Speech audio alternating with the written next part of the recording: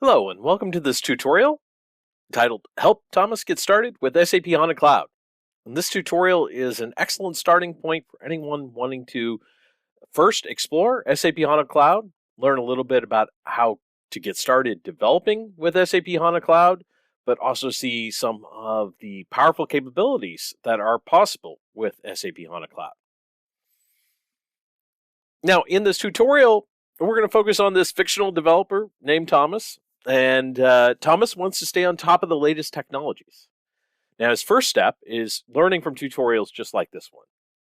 And the second thing he's going to do is he wants to connect with other developers and experts to share knowledge and learn together. Thomas's fellow developers are from all around the world, and they connect daily to exchange information.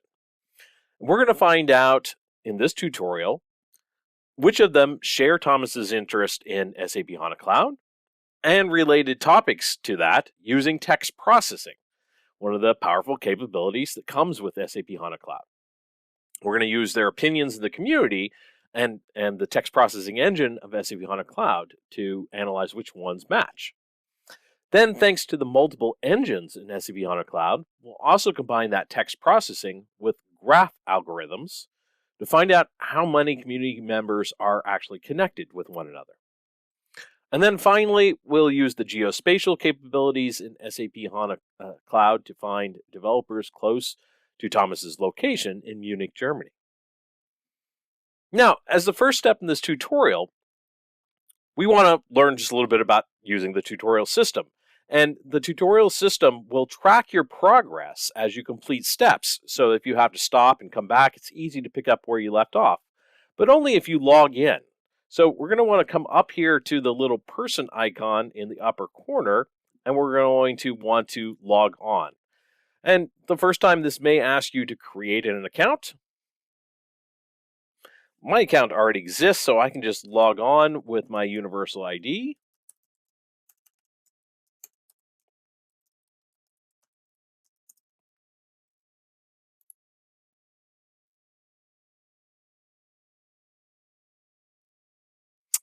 And now that I'm logged in, I've completed this tutorial in the past, so all my steps are marked.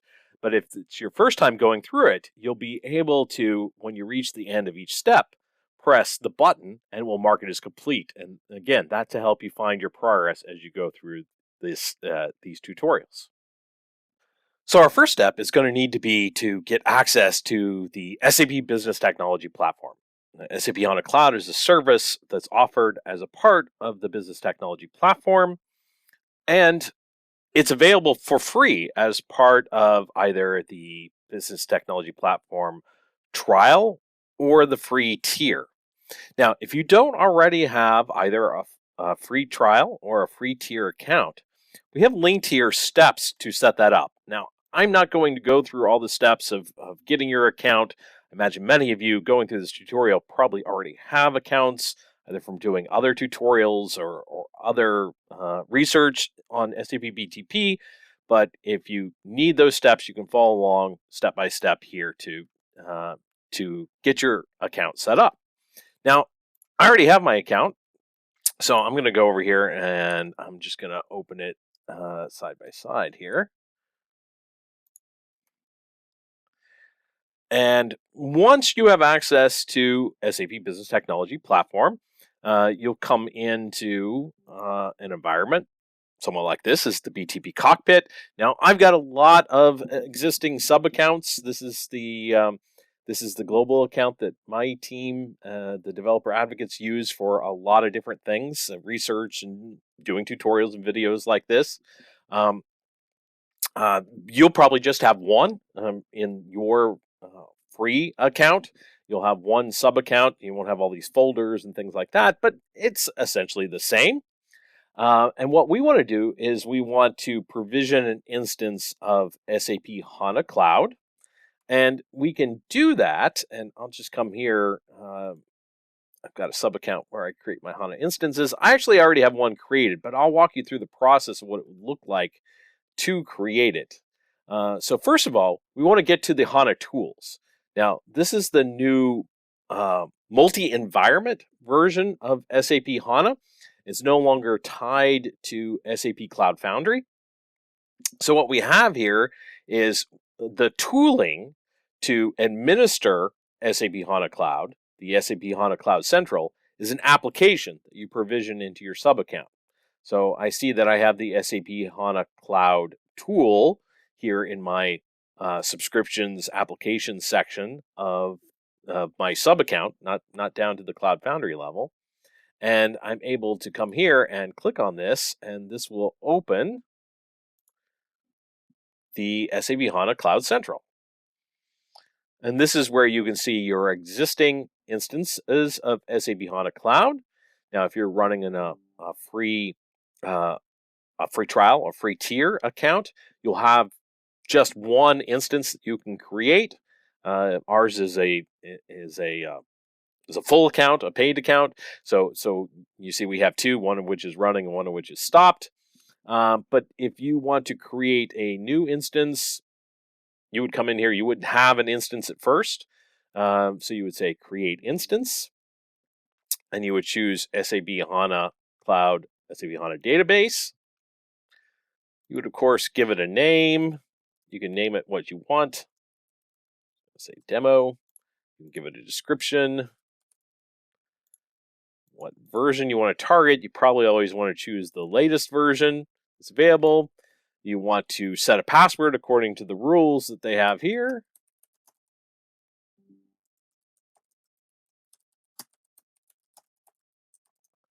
Okay. You can show the password if you want to double check what you've just input. I'm gonna leave it. In the next step, you can choose your sizing. Now, in the free tier, you're not going to be able to go any larger. You'll get a minimum size HANA instance, 32 gigabytes, 120 gigabytes of storage. It's more than enough to play around with, as you'll see here, and do lots of learning exercises.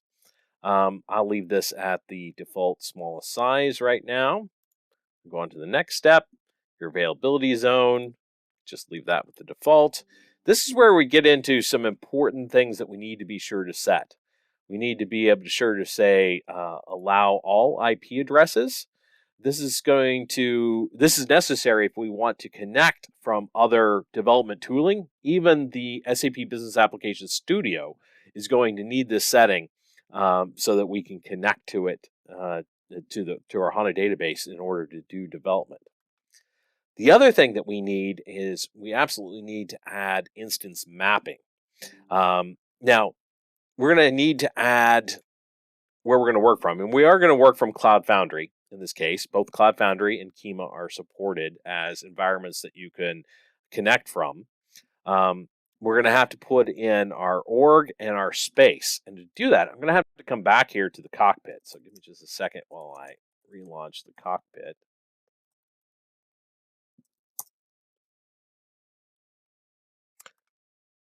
And I'm going to go into whatever sub-account that I'm going to be doing my development in. And right here, I've got the org. So this is the Cloud Foundry org. And what you need is this org ID. So I'm going to take this org ID. I'm just going to copy that. And I'm going to put it right here in the organizational ID column. But then I need the space as well.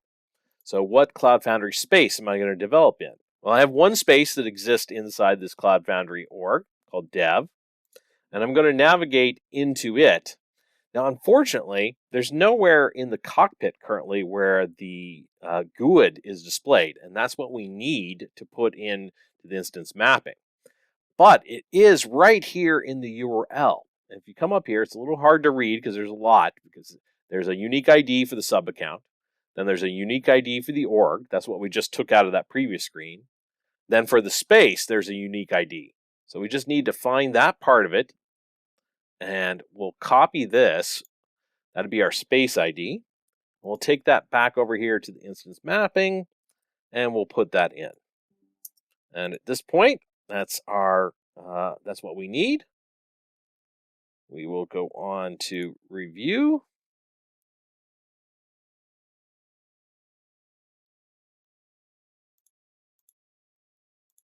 Oh, I got an extra little space on the front there. Bad cut and paste. So now I can go on to review. It's just double checking all the settings. And then I would say create instance.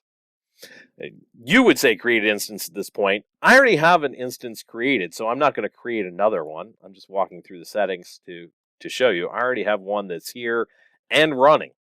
Now, this is the other thing that I want to point out.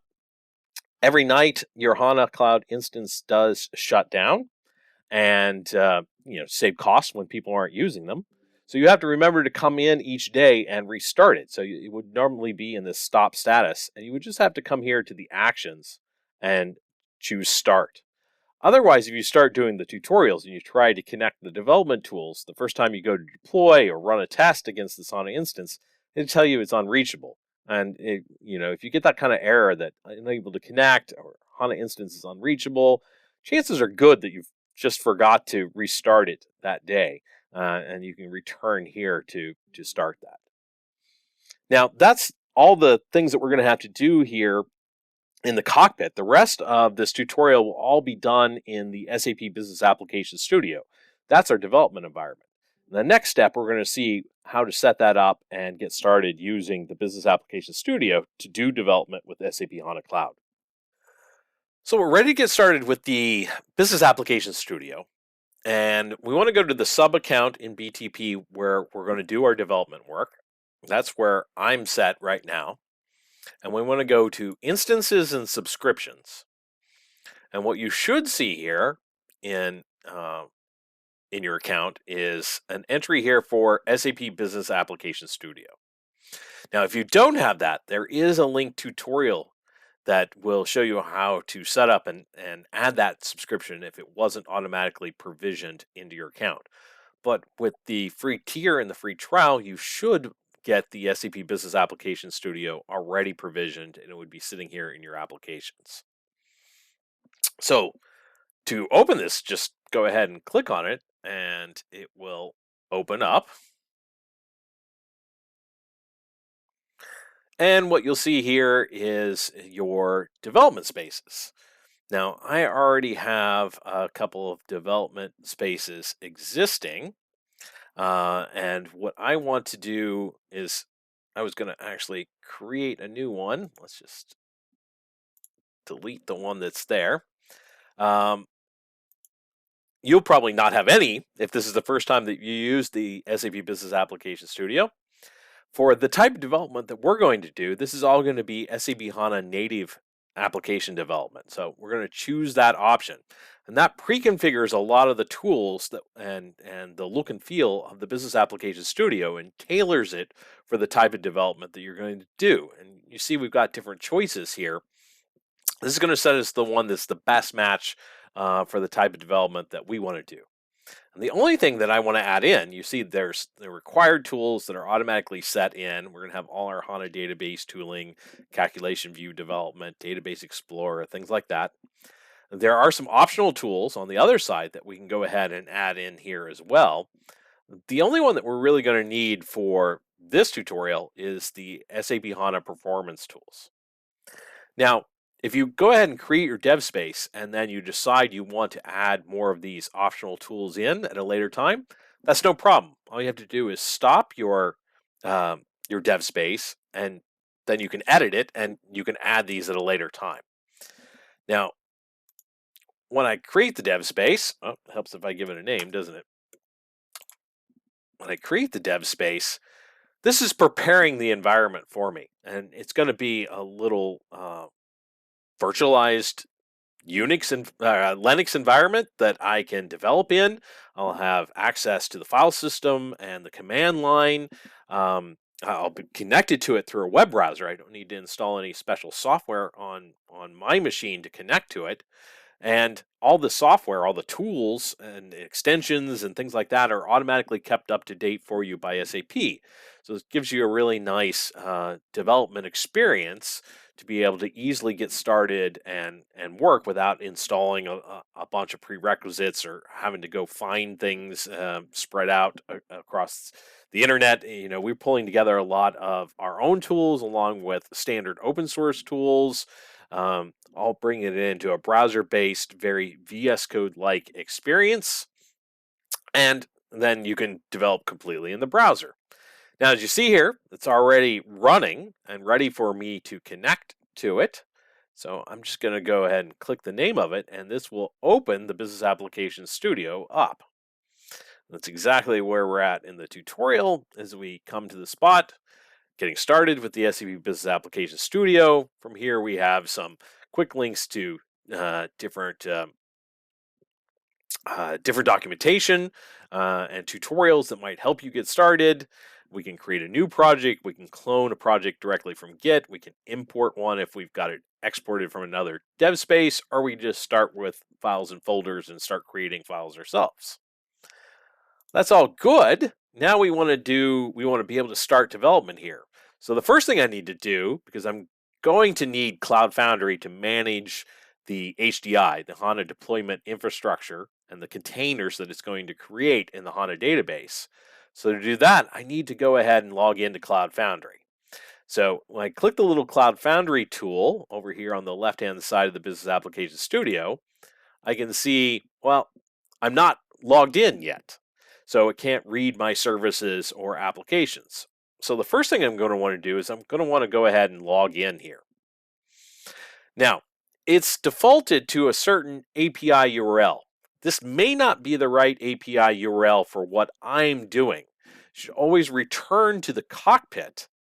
And from the B2B cockpit, you can see the correct URL.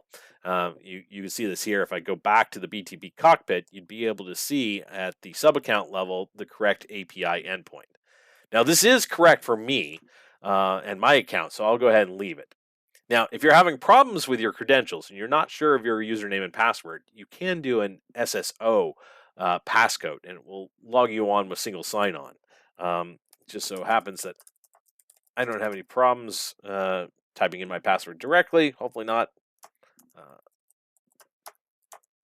So I'll use that option.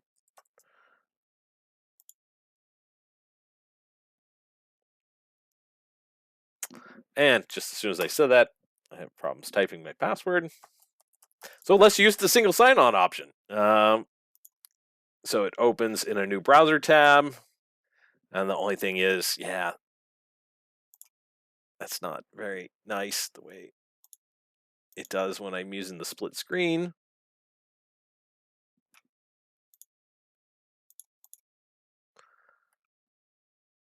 Because I'm going to lose my place. Normally, I had this set up for recording the demo to use the split screen feature in the web browser, and it doesn't let new tabs open directly. It navigates within the split screen, and because normally when you would do that single sign-on login, it would go to a different screen, a different tab, and it would be nice, but a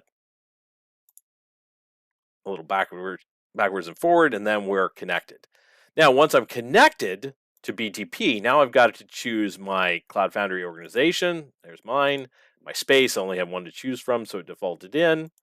I can go ahead and apply that, and I'm all good. I'm now logged in. I've got a couple applications that are stopped. I've got some services. Yours is probably empty at this point. I've got other tutorials and work that I've done in this account, but if you've got a fresh environment, then it won't have anything here, but you'll be logged on, and that's what we want to get to. Now, for this project, we've got a starter out on GitHub already published, just to save you some time. So we're going to clone that. So we're going to say clone from Git, and we're just going to put in the URL of this existing project that's published out on GitHub. And we're going to bring this in and open it up as our starter project. Okay. It's brought in a project, got a database folder. It's already got a structure in it, but it doesn't have a whole lot. It has one table. So with a few columns just to get us started. But basically, we're ready to start doing some of our own development now. Let me close that. And what we can see here is we have this HANA projects view as well. Let me just, we want to bring that up where it's a little easier to see it. There we are. And this shows us that we have our project and we have source files that have not been deployed yet into the database. And we have a database connection. Well, we have the definition of a database connection in an HDI container, but it's not actually connected to the database yet. We want to go ahead and bind this to an HDI container. So I'm going to say bind. And yes, we do want to bind to an HDI container. And at this point, I can either bind to an existing HDI container or I can create a new one. Now, you won't have any, most likely, to connect to. Once again, this is from previous work that I've done.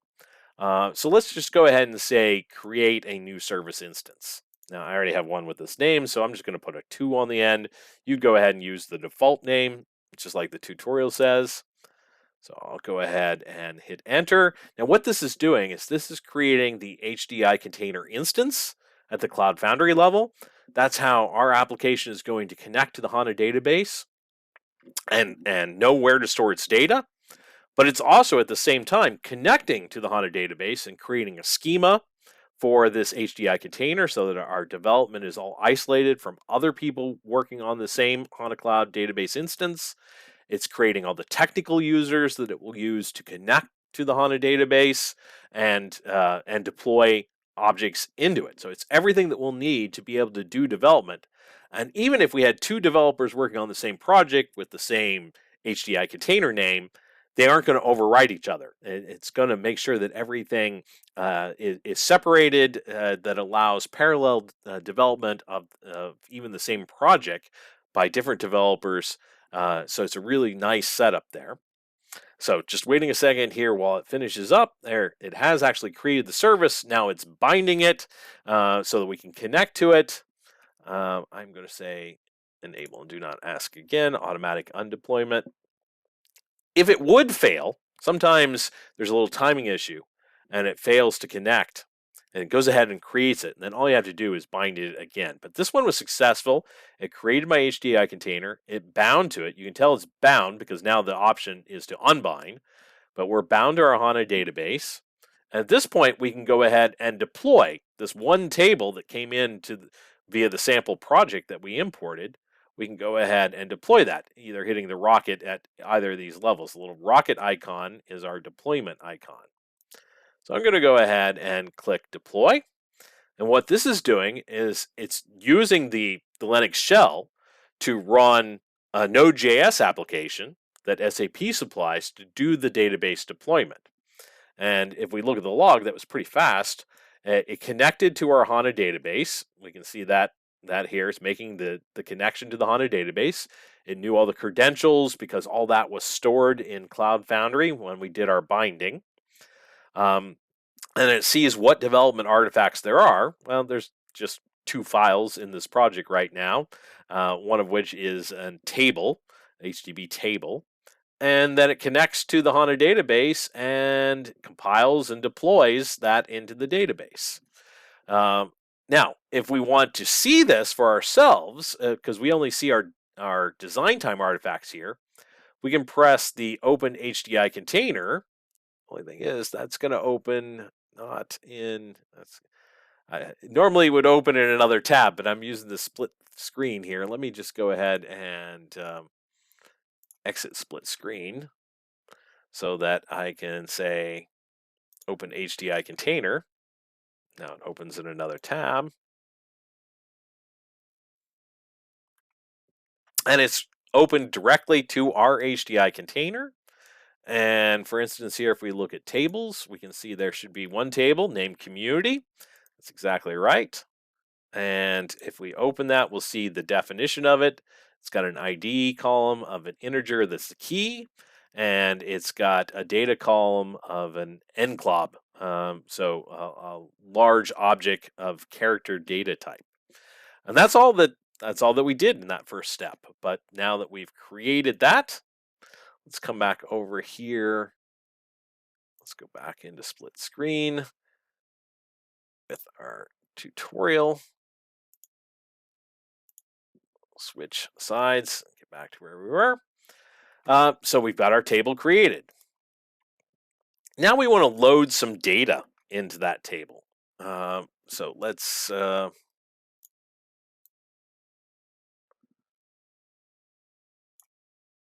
me just come here. So we want to open our SQL console.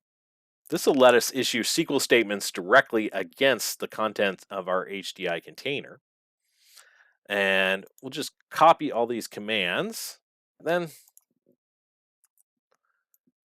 there we are. All these insert statements to get some data into our table. We'll go ahead and execute that. It is all executed now. Let's go a bit larger. And what we can do to verify that there's data in our table is we can go back to the SQL console. Let's just clear this out. And we're going to take this SQL statement. We're going to put it into the SQL console. We're going to select from our table. And what we've loaded is we've loaded JSON data into that clob, that large object. And we can process that. HANA can process that not just as a flat string, but as JSON itself. And that's exactly what we're telling to do, to process that and pull some of the data out of that single field. So let's go ahead and execute that. And then what we see here is that for one of the records, it's pulled out the location and the name of the person. We're even able to do where conditions against those columns that we're extracting out of the that single data column. So we're able to perform SQL inside that embedded data that's in that data column. For instance, here, if I would just look at the data itself, we'd see the records that we inserted, but we'd see a single column called data with JSON in it. And with the SQL statement, with the JSON table SQL statement, we're actually processing the individual fields inside the single field. And we can have unstructured data. It doesn't have to be the exact same structure type on all the JSON that's in this data column. All right, now that we've got our table created and we've loaded some data into it, we're ready to do some SQL across this table and another table. But let's go back to the Business Application Studio here and create another table. We do this just by creating a file, just like this HTTP table file. We're just going to create another file here. Now, I could create the file directly, give it the right file extension, but I'm going to show you another way here. If we go to the command palette and I just type HANA, I'll see all the various HANA commands, and one of them is to create a database artifact. And this is going to start a little wizard. Now, you don't have to use this every time, but if you're not sure what the file extension for something is, this can be nice. So, for instance, I want to create a table. If I could spell table right, there we are, table. And then I'll give it a name, devs. We'll say create, and goes ahead and creates it for us, and even puts a little starter template in here. Now, it's not too terribly hard to create table, or our column table. But let's go ahead and add our content here, which is just a bunch of columns. So we're going to add print that. We're going to add a dev name column as a primary key, learns from, some hints, the city, and a longitude and latitude. So you're seeing what we're setting up here is some additional data so we can do our graph and our geospatial processing that we talked about in the beginning. Now, it auto saves, but it isn't existing in the database yet. We got to deploy that to get it into the database. So let's just go ahead and click deploy. Take a second while that deploys in the database. And what we see here is the deployment's smart. It only sees, it sees 3 files, but it knows that only one of them is new or has changed, and that's the devs HTTP table. So you see it processing just that one file, devs HTTP table, and it deploys it into the database. And now if we come back over to the Database Explorer, let's put this here so we can see it better, and we go to tables, now we have a devs table as well, with exactly the columns that we asked it to have. Okay, just clear up a couple. So now we want to do some SQL again. And what we're going to do here is we're going to insert into this new table, but we're going to select data that exist in our other table in the JSON in the data column. So we're going to take some of that data out of the JSON. We're going to combine it with other data and process it a little bit here, but you see that we're mostly just pulling it out of there.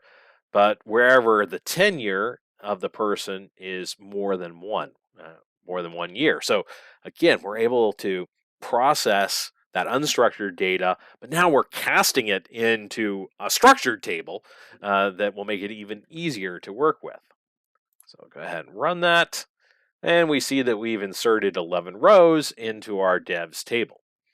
And we can double check that with another SQL statement here, which is just a select count from devs.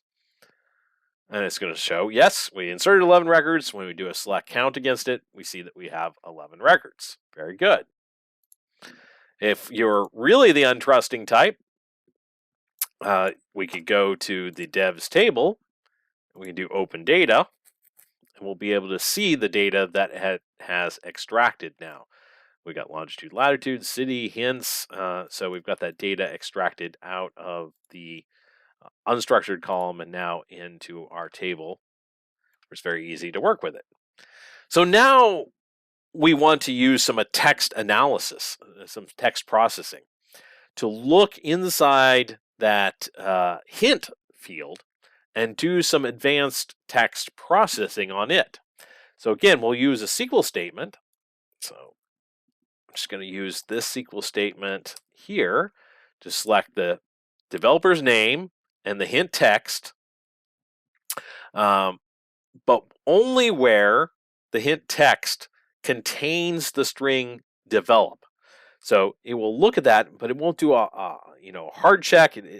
Not just that one word, not just it capitalized a certain way, all lowercase. It will find different variations of the word very intelligently. So if I go ahead and execute that, that's exactly what we see here. We see develop, developing, developing with a capital D. So we didn't have to have the case exactly right either.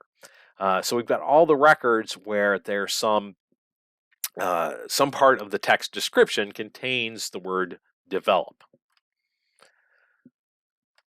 All right, so now we can use the results to create a new table to store some of this information as well. So let's go back to the Business Application Studio and let's create one more table.